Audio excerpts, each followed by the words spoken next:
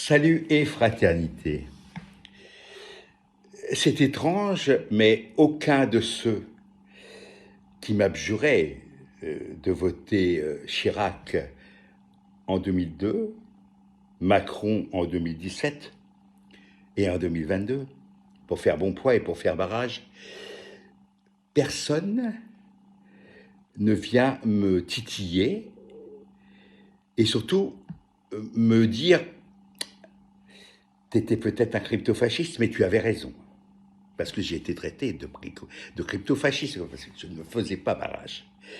Je ne faisais pas barrage. Je ne voterai jamais à droite. Et la droite commence très à gauche pour moi. D'accord ? Voilà. Ce que je constate, c'est que les leçons de l'histoire dont on nous rebat les oreilles, sans les connaître, ne servent jamais.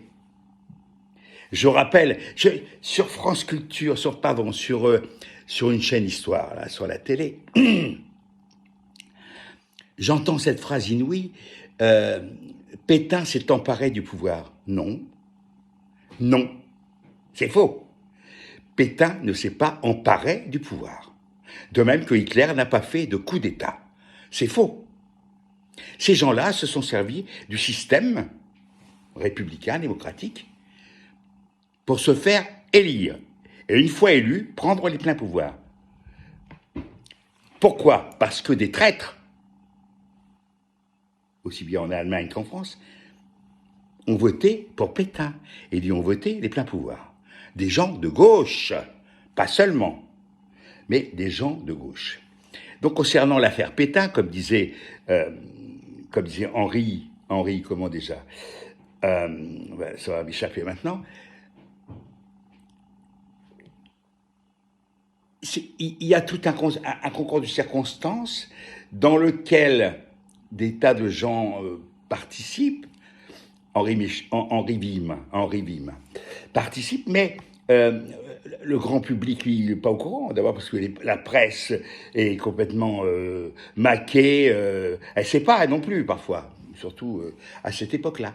Donc voilà, mais il y a tout un enchaînement qui fait que le bon vieux Pépé de la guerre de 14, le vainqueur de la Marne, enfin de Verdun, comme par hasard, il a quand même été rencontré Franco, l'ambassadeur d'Espagne. Il était ambassadeur en Espagne. Enfin, il y a des tas d'accointances qui font que ce monsieur, évidemment, était fin prêt à balancer sa révolution nationale.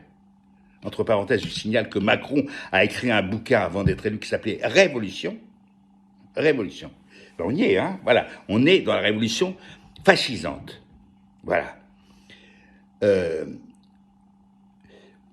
la même façon que tous ces gens-là, tous les gens ont applaudi, il faut quand même se souvenir d'une chose, c'est qu'en 1944, peu de temps avant l'arrivée des Alliés à Paris, au mois d'avril, si je ne me trompe pas, les Parisiens applaudissaient Pétain, qui venait faire un tour à Paris.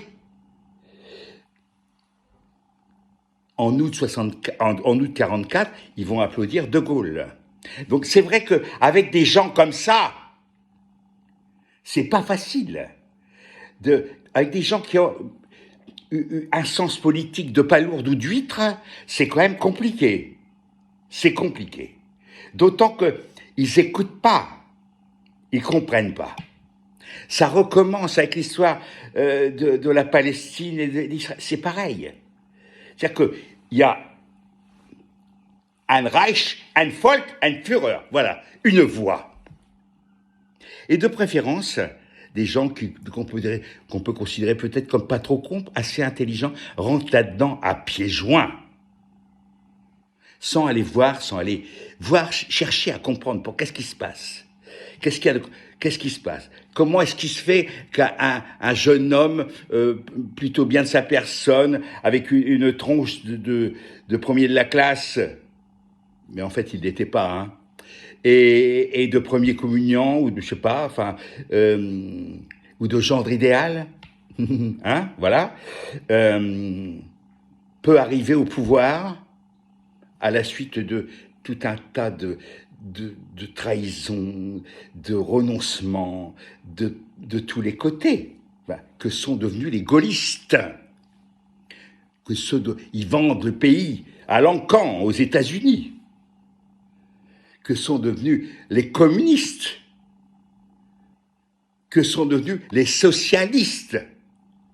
Tous ces gens-là qui arpentaient les préaux d'école jadis foncent à pieds joints dans la merde fascisante, tranquillement. Et après, ils viennent te donner des leçons. Non mais au secours, quoi. Franchement. Hein? Les seuls, je dis bien les seuls, et je n'ai pas particulièrement d'attache, je veux dire, moi je suis encarté nulle part, mais les seuls qui ont défendu l'honneur dans cette affaire, c'est quand même qu'on le veuille ou non, les gens de la France insoumise. Relisez les discours de Mélenchon, vous verrez que c'est lui qui sauve l'honneur. Ah oui, mauvaise tête, d'accord, on le fait pas ramper, c'est tout. Voilà, c'est un insoumis. On comprend le mot insoumis. Je ne me soumets pas. Vote Macron pour faire mal. Non, je ne me soumets pas. C'est aussi simple que ça. Ceux qui comprennent pas ça, mais putain, mais retournez même pas à l'école. Je sais pas, on a l'impression que c'est des analphabètes complets de la politique, de la philosophie politique. Enfin, ça fait quand même 3 fois qu'on fait le coup, quoi. Et qu'il y a des castors qui vont faire barrage. 3 fois. Ça suffit pas. Il va enfin, je sais pas, vous attendez quoi? L'heure du laitier. C'est ce que c'est que l'heure du laitier. C'est lorsque la Gestapo ou l'équivalent viennent vous chercher à 6h du matin. Et vous embarquent on ne sait pas où. Chili, Argentine, voilà. Enfin, il y a des tas d'endroits dans le monde où ça se passe comme ça. Alors, vous croyez quoi? Que la France, qui a connu ce genre de choses, il n'y a pas longtemps, il y a 75 ans, 80 ans, est exempte, peut échapper à ce genre de plaisanterie mortelle. Hein? Puis après, on préparera la résistance, comme de bien entendu, avec tous les mêmes cons.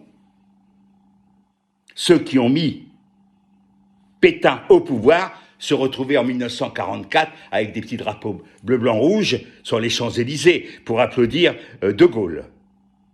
Voilà ce que sont les castors. Je ne dis pas salut Victoria parce que j'en sais rien. Voilà. Salut et fraternité.